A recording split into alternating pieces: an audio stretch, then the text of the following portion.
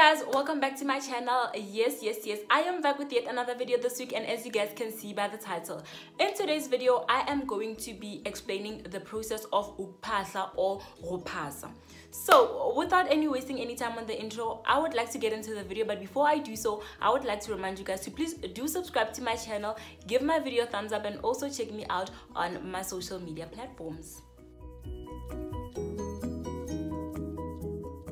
So I remember being asked this question by a friend of mine when I was in school. She used to ask me, Neo, you do get dreams and all that. Your ancestors communicate with you through dreams, and then they do show you some other things, in the physical world and all that. But then how do you communicate with your ancestors? Now that is when UKUPHAHLA comes in. So UKUPHAHLA is a way of one communicating with their ancestors, and it varies from culture to culture.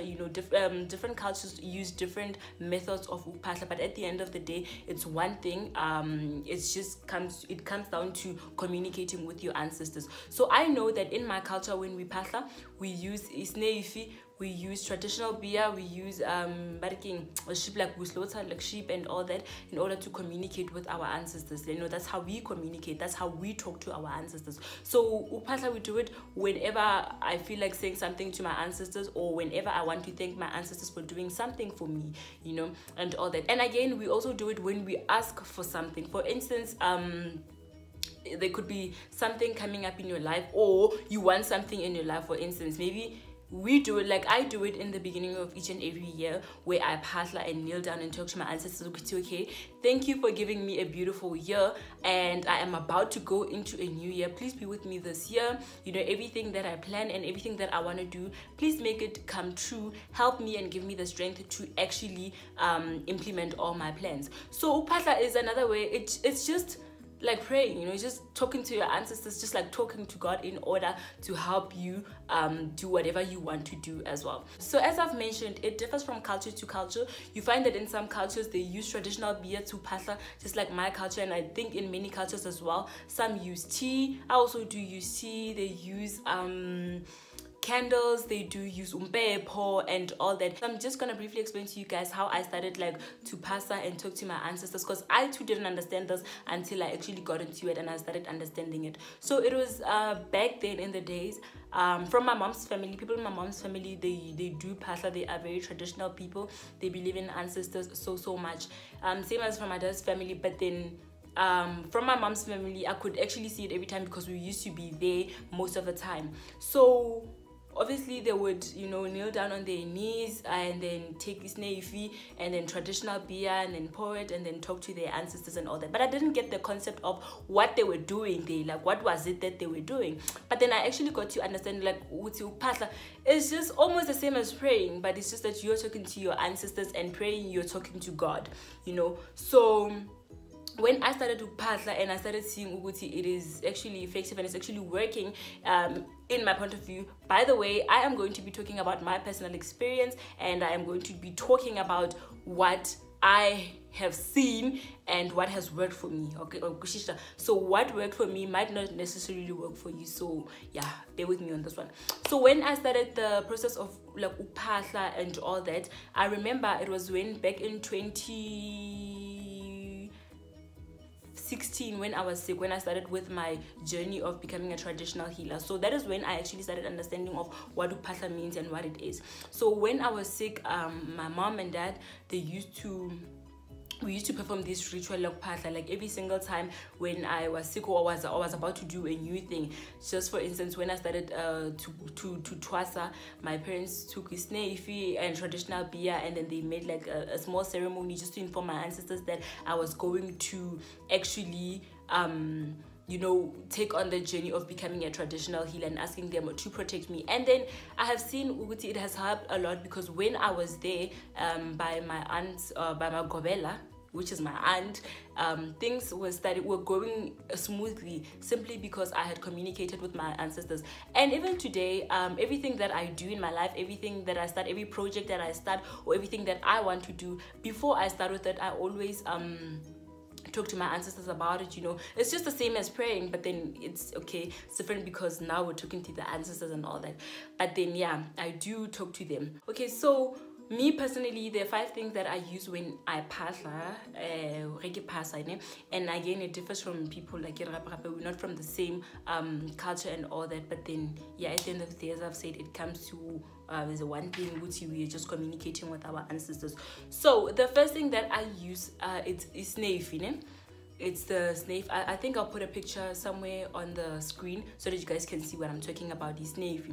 That one is it's a very common way of communicating with our ancestors. So many people use this when they talk to their ancestors. So what we do is that you open it and then just take a bit of it, and then you start calling all your ancestors' name and talking to them, and then asking whatever you're asking, or thanking for whatever thing that has happened to you, and all that. The second thing that is used is traditional beer. When using traditional beer, is just taking the traditional beer and then pouring it, and talking to your ancestors. And then I sometimes get asked, where do we phahla now, or where do you phahla? So for at home I have like a sacred corner, or a sacred corner I can call that, where I have like in soil and then you have like this nice place. I don't know, like one time if I actually want to show you guys, I will show you guys my sacred corner. It's just a soil, and then it's surrounded by stones around it, and then I actually have a tree there. That is where I communicate with my ancestors. So whenever I phahla, I go there, I pour in some traditional beer, I also use snave and all that to talk to them. So I do have a sacred place where I phahla. And then the third thing that I also use is tea. Most of the time I use rooibos with sugar, of course, and sometimes I do add milk. The reason why I use tea is that some of my ancestors don't actually drink, so obviously they don't drink like traditional beer. That traditional beer is actually like alcohol in a way. So some of my ancestors don't drink like traditional beer. They drink tea. So for instance, when I phahla, I use tea for those ancestors of mine that do not drink traditional beer. So I use tea. And then with candles, I just lit up candles of different colors.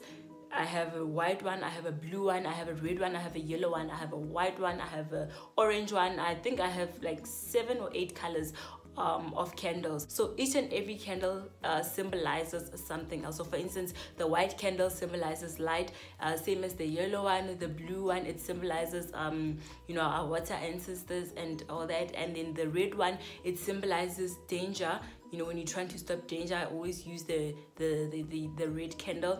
And then the green candle is for material things. All these candles, they do have different meanings. So I think maybe in the next video I am going to explain different kinds of candles and what they mean. So using the candles, you just lit up the candles and you just pray. In most cases, again, they use candles. When they lit up candles, you either pray or you talk to your ancestors. Just the same thing, ne? So when I phahla, sometimes I do use candles, especially for my ancestors that are more based on the church side. So if my grandmother, for instance, was somebody who used to pray a lot, who was very, very much like a church goer and all that, then I am going to use candles in order to communicate with her.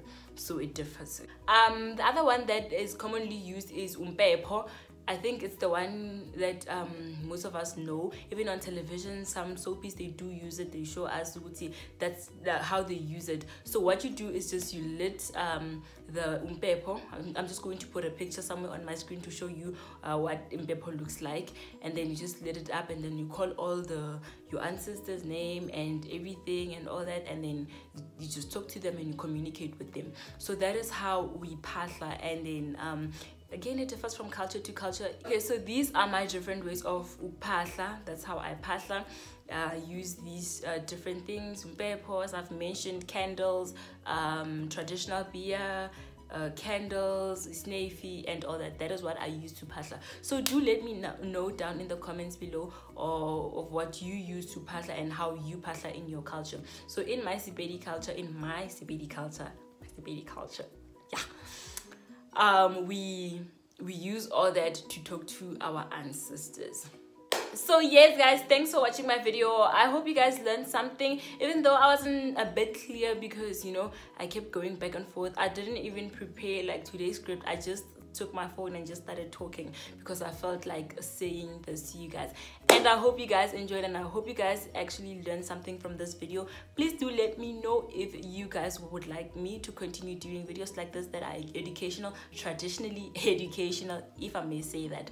And then yeah, again, before I close up, I would like to remind you to please do subscribe to my channel for more videos. Give my videos a thumbs up, and also check me out on all my social media platforms. Till next time, it's a wrap. I'm done.